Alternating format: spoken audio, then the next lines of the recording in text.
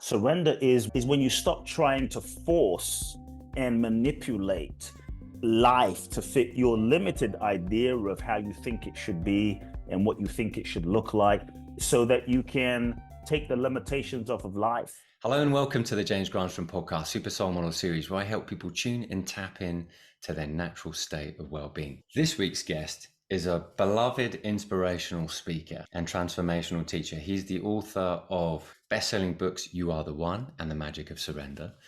He's widely considered the next generational leader in personal development, and his mission is to awaken, inspire, and help people on their mission to live authentically. He's been featured on so many TV shows, but what I like to call him is our very own super soul model this week. So welcome to the show, KUTE Blackson.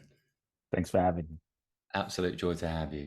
So KUTE, tell us a little bit about your story, because you're helping thousands upon thousands of people change and transform their lives. You've written these two books, You Are the One and The Magic of Surrender.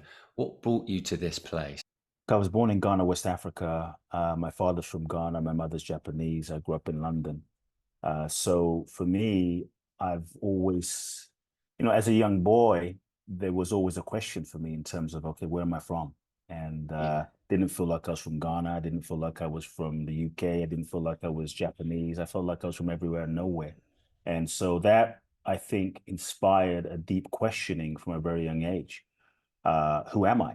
And so that, I think, was the first question that drove me on the spiritual path. And as a young boy, my first memories were kind of interesting.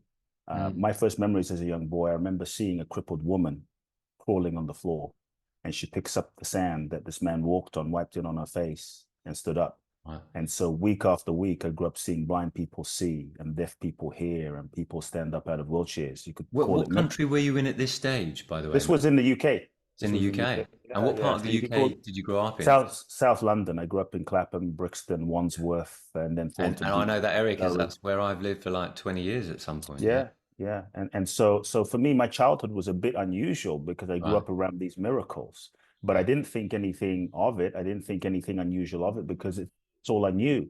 The same man whose sand this woman picked up would look at a woman in a wheelchair and say, "Hey, why are you in this wheelchair? Stand up." And he would touch them and they would stand up and they would start walking. People would come in with walking in crutches, and the same man would look at this person with crutches and say, "Throw your crutches away." This man was my father. He built 300 churches in Ghana, West Africa, huge, hundreds of thousands of followers, a huge church in London at its height in the 80s. I don't know if you know the Wandsworth, right next to the Wandsworth Town Hall was a bingo hall. And it was a huge bingo hall on Wandsworth High Street. And so we took over the bingo hall, and 4 to 5 thousand people literally every Sunday. And he built a huge church. And my father was like considered a miracle man of Africa, a very mystical, spiritual, enlightened type of figure. And so that's how I grew up. And so at age 8, I began speaking in my father's churches. When I was Did he get 14, you up there? Did he say, "Off you go, son, cute, get up there and say something"? Or it how did wasn't. that It, happen? it wasn't even like that. It was more like at 8 years old, I was more interested in playing soccer, Of and course. so You're a I child, was right? You're a I kid. You was want to I have was fun. I was more interested in being naughty, and so they Yeah, didn't right. think that was a good idea. They literally cornered me, put me on the front row of the church, Yeah. and I would just fall asleep. And one Sunday, they just literally threw me on stage, and they said, my dad said, "Speak," and that began my speaking. And I don't really know what happened other than words started to come out of my mouth. I don't really remember what happened other than things started to emerge. It was like I was channeling, and that began my relationship to a deeper connection with something, an intelligence, consciousness, the divine, the universe, that I was really not able to quantify or explain. But from age 8, that also, you could say, started my spiritual path in a very intentional way, because that's when I really began questioning, like, who am I and why am I here? What's the Yeah. purpose of life? And what the hell is happening to me? And so I would sneak into my father's office, and he had literally 1,000 books on his bookshelf. And I started reading his books. I started devouring these books, everyone from the Eastern mystics, people like Krishnamurti and Osho and Ramana Maharishi, to Wayne Dyer, Deepak Chopra, Marianne Williamson, um, Louise Hay. And so from 8 to 18, I probably read 800 books in the sort of realm and field of personal development, self-help, spirituality, psychology, and that began my journey. But when I was 14, it was a very pivotal moment in my life. And when I was 14, I was actually ordained as a minister. Wow. And my father announced to the congregation one Sunday, my son is taking over. He's my successor. Yeah. Everybody was happy but me, and my entire life was basically Planned. carved out and Yeah. planned out and set out for me by everyone else. And Except you. yeah, and I was too afraid to speak my truth. I was too afraid to tell my father how I felt. I think, like many of us, we allow fear to hijack us. We allow fear to limit our full expression and our authenticity and our voice. My fear was, if I dared to speak my truth, then I'm going to be outcast. If I dare to speak my truth, I'm going to lose my father's love. If I dare to speak my truth, then I'm going to be alone. And so I said nothing for 4 years. And it took me 4 years to really go through a deep internal introspection and questioning and grieving and letting go. Because by the time I turned 17 and a half, 18, I had to make a choice, as you know, finishing A levels, going to university. Yeah. I projected into my future and I had to make some decisions. I chose not to go to university and I Okay. looked into my future. I saw that I could follow the expected path for my life. I could take over my father's organization.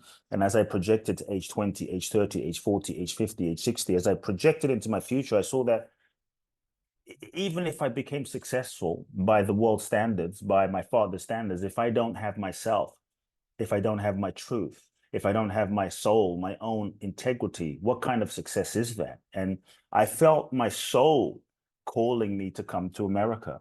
And I think sometimes what your soul guides you to do doesn't always make sense. What your It soul never guides makes you to sense, Q. do. It never Yeah, makes sense. You know, that's yeah, how I found myself in Spain. I never planned on coming here. yeah, yeah, My parents immigrated here, and I looked after my family when they weren't well. And when my yeah, father made his transition, I decided that I still feel like this place is calling me to stay. And yeah, going yeah, back to London didn't feel right. So very yeah, much like anybody on this mission, when they're starting to get that soul call, as I like to call it, you know, the universe is ringing. Are you going to listen? Are you going to pick it up and say, what's your truth? What's your yeah. authenticity? Does this feel right to you? Yes. I love the way Matthew McConaughey says it. It says you've either got soul credits or soul debits. And when you don't speak your truth, it's like you're only putting soul debits out there. Hmm. Hmm. And, you know, it just sounds to me that that trip moving to America for you was just like, yeah, please bank. I want to bank that soul of mine. So you followed the path to the States, and what happened? How did Well, I it, had to have a conversation with my father.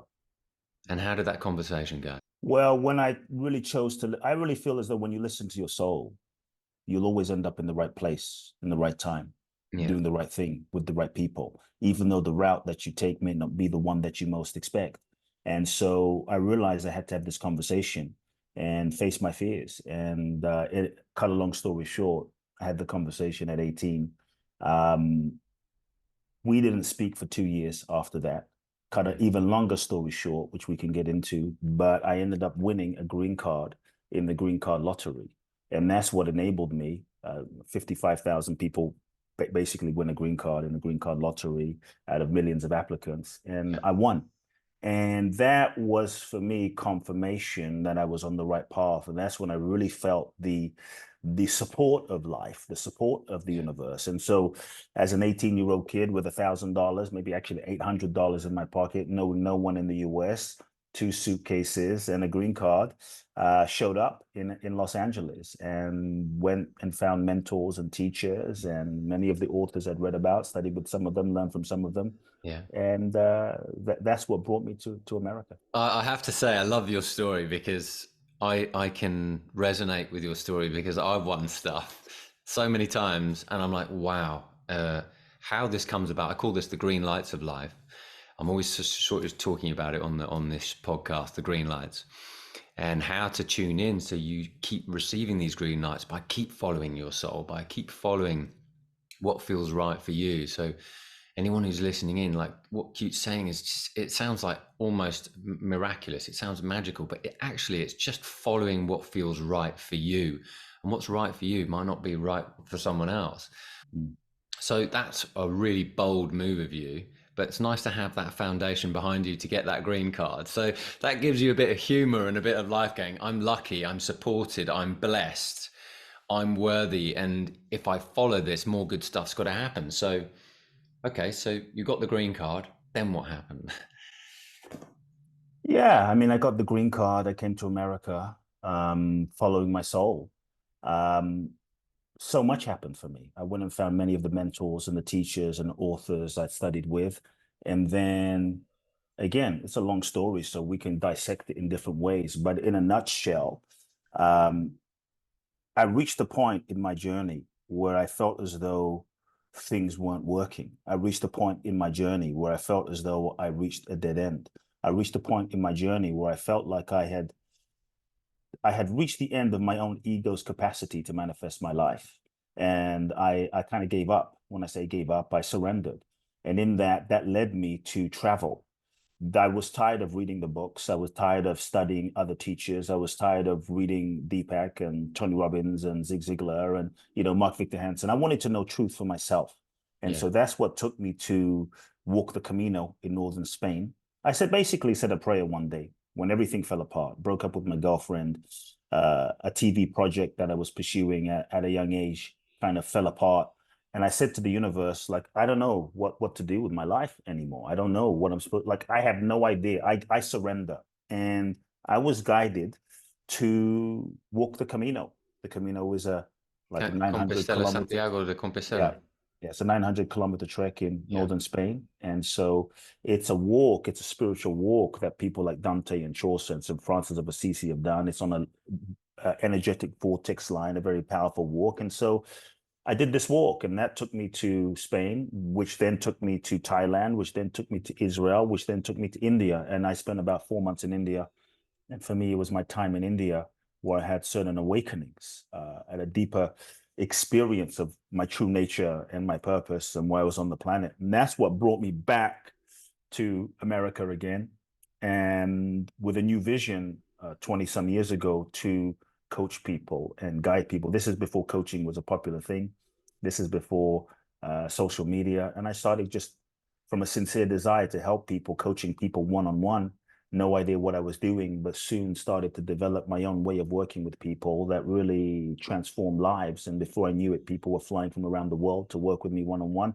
And that just evolved into small groups and larger events and seminars and 2 best-selling books. So that's the short version. I think that what's really relatable for people, it's just that, some people are at crossroads. Some people just don't know what to do. You can read a lot of personal development. You can read a lot of spiritual books. I know I've read literally thousands. I've Mm, devoured everything in the last 20 odd years. I've been on my wake up since the year 2000 at least. mm, Um, and after a couple of near death experiences, you start to ask a couple of questions. There's got to be a little bit more to life than just what meets the eye.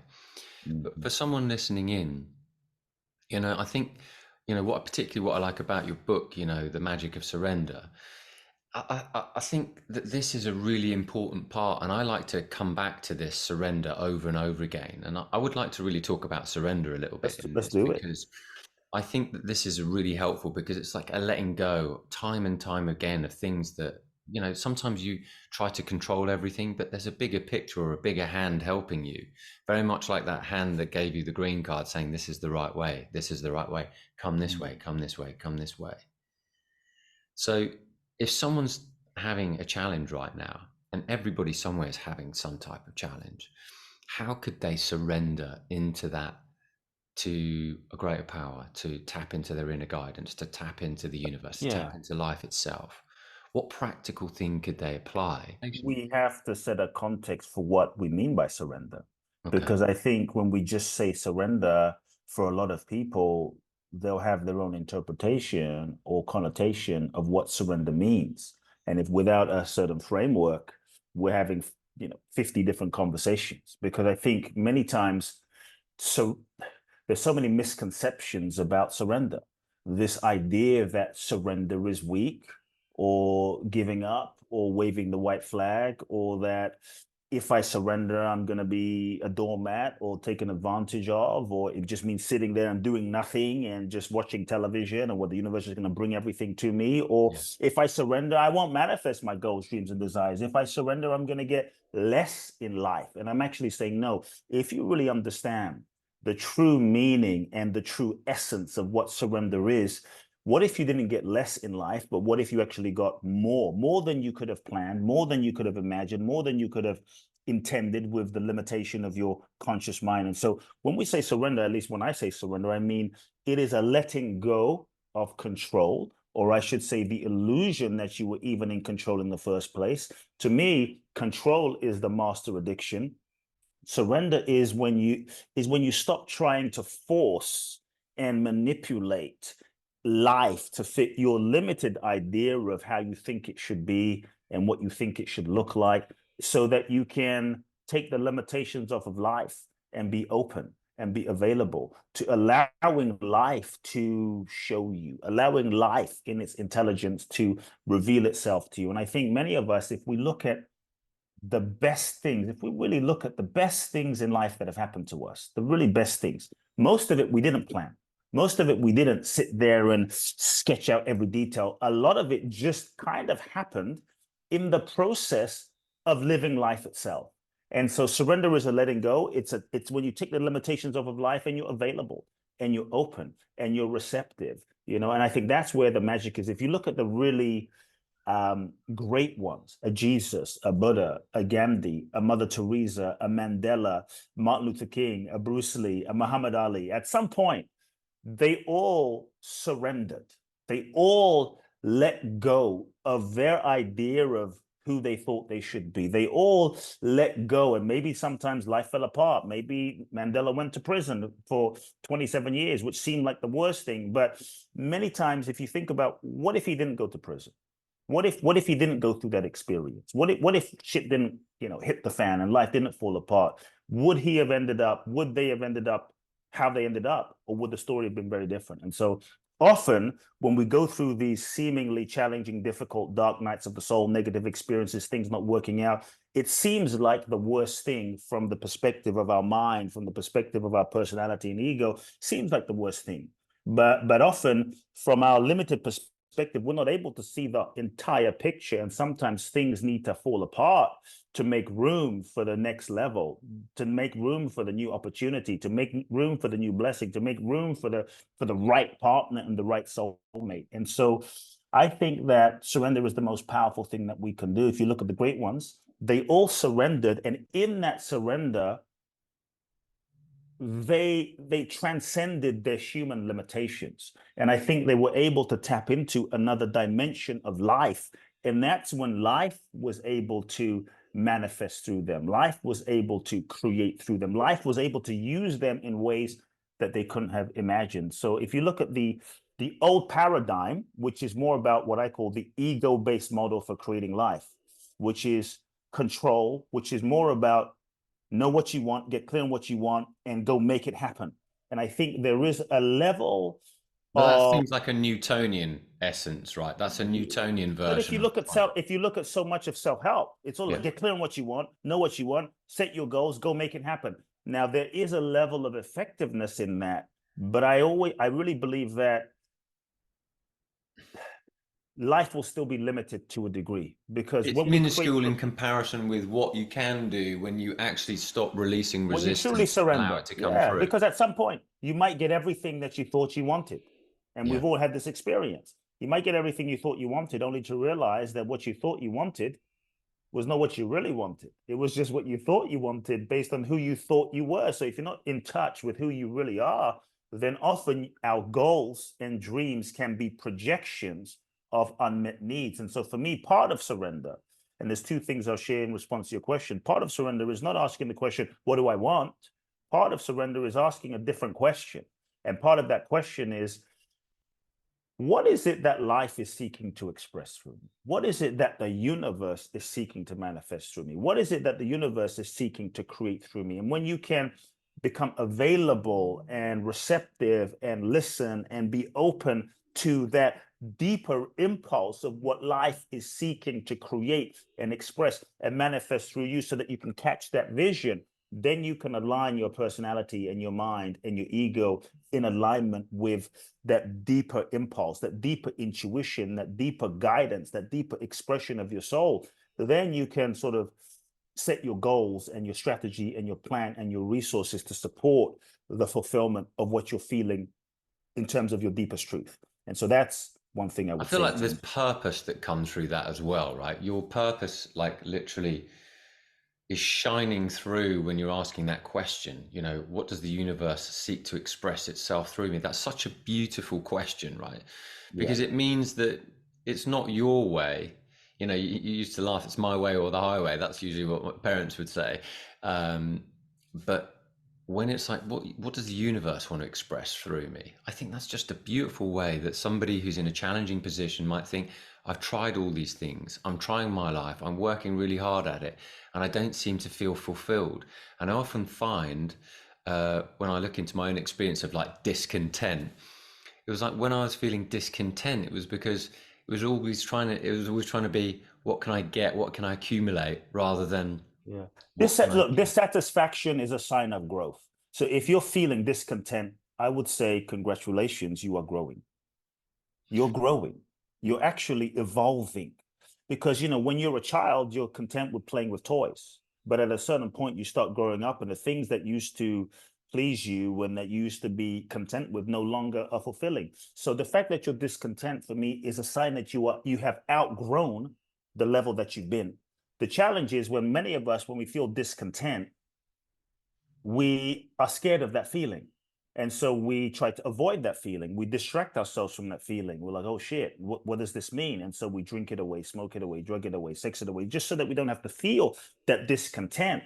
And so to me, if we can acknowledge the discontent and feel the discontent and tell the truth to ourselves about the discontent, I would say, feel the discontent, feel it, be with it, and let that discontent move you in a direction. Let that discontent move you beyond that to ask the deeper question in terms of, who am I and what's real and what is it that's seeking to happen. So to me, dissatisfaction is not bad. It's just a sign that you're outgrowing your current level, and the next level of your life requires the next level of you, and the next level of you requires that you let go of what is no longer aligned. The challenge is, as human beings, we tend to hold on to what's no longer working out of familiarity, out of comfort, out of safety, and that simply blocks our blessing. I'm always conscious of that, because why do human beings, you know, like sometimes I look into my own experience as well. It's like, well, why do we like to hold on to the familiar?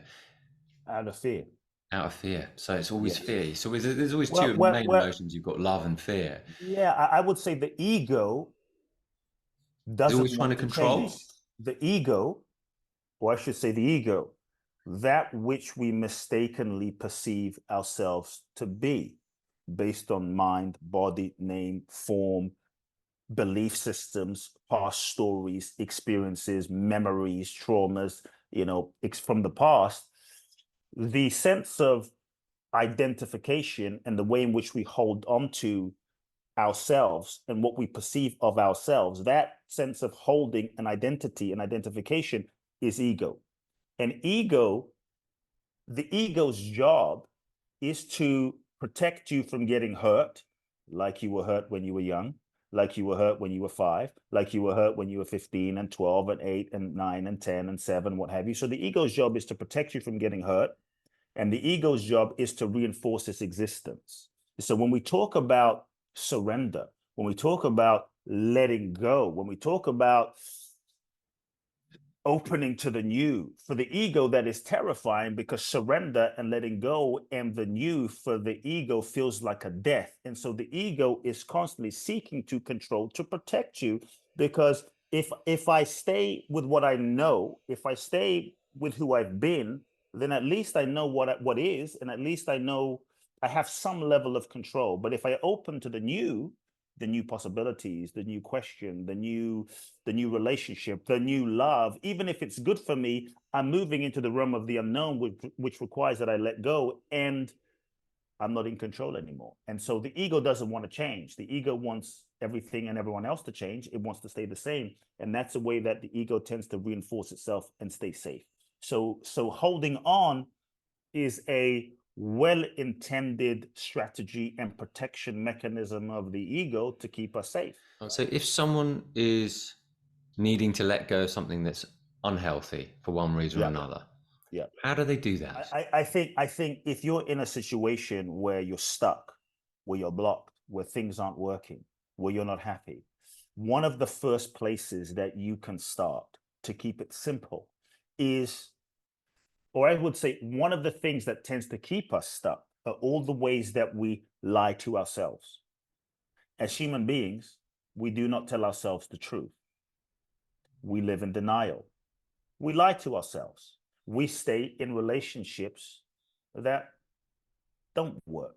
We work jobs that we hate, right? We say yes when we mean no. We betray ourselves to get love, validation, and approval. So to truly shift your life, there is no transformation, there is no breakthrough, there is no next level without the truth.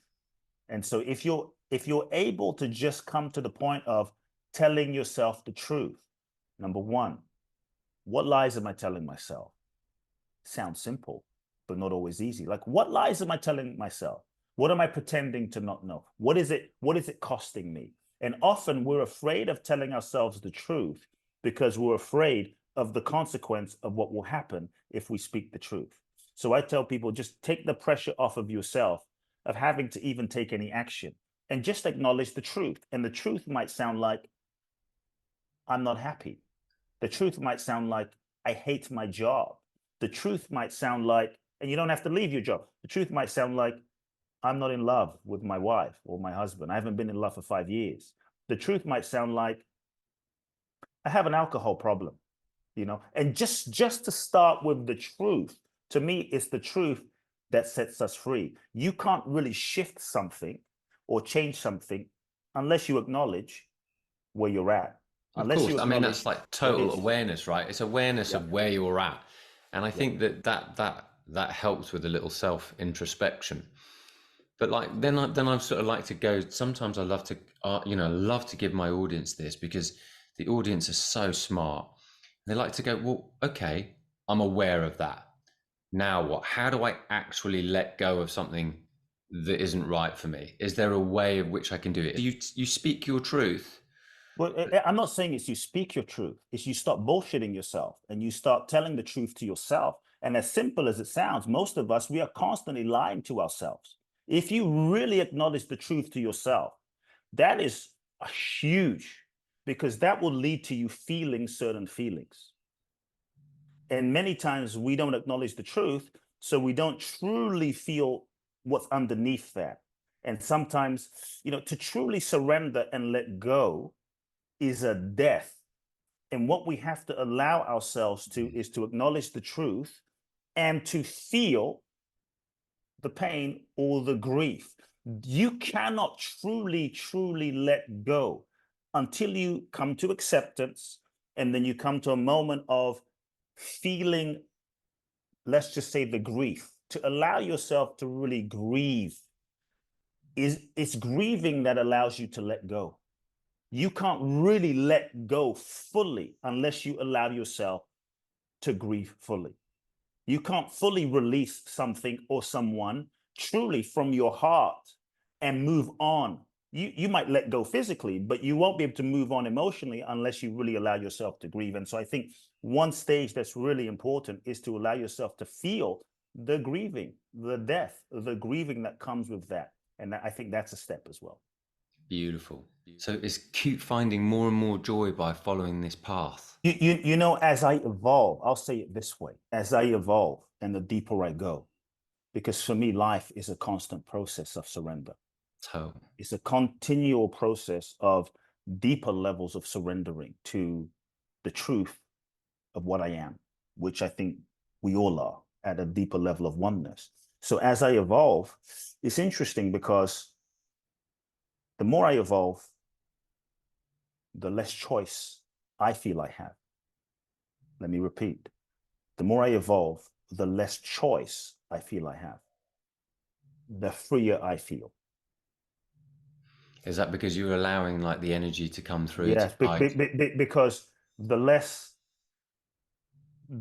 ego, the less holding on, the less I, the less cuteness there is, the more life flows. And so the deeper I evolve, the less choice I feel I have. And I think it happens for all of us. The more we evolve, the things that you used to be able to do and the certain decisions that you used to be able to, I'll go here, I'll do this, I'll do that, even if it may not be in alignment, but I want to do that. You're just not able to do as much. It just doesn't resonate and is not as in alignment. And so for me, as I've gone deeper, it it's coming into a deeper alignment with the natural flow of life that life is, coming into deeper alignment with nature as it flows. And so for me, that's opened up a deeper freedom in life, because the less I feel as though I, as an individual self, am the doer, the less I feel like KUTE as a individual construct is making my life happen. And so what it's opened up is a deeper freedom to witness life in its amazingness, to witness life in its intelligent intelligence happening. And so as I let go and surrender, and I really feel less and less that I am the doer, I'm seeing life happen. KUTE, thank you so much for being on the show this week and sharing your wisdom, your knowledge, and your Thank you. life story. And it can be tricky for us to let go, but there's something beautiful when we do.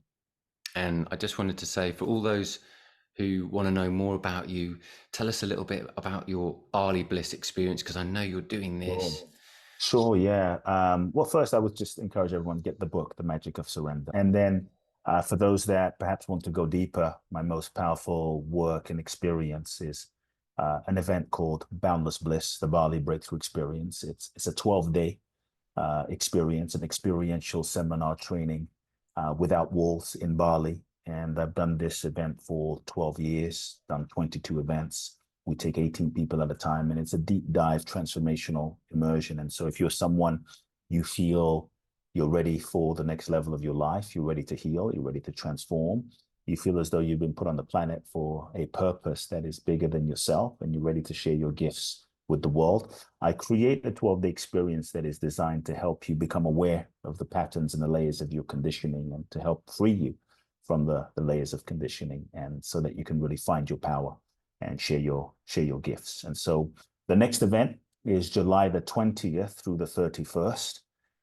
That's in a few months in Bali. www.boundlessblissbali.com. That's boundlessblissbali.com. And I'll You have can that find link out there. So more you info. definitely go and check that out if you're interested in KUTE's work, because KUTE shares some absolutely incredible wisdom. And if you like what you've heard today in the conversation, KUTE will make sure you go to your deeper levels, no doubt. And what a beautiful place to do it.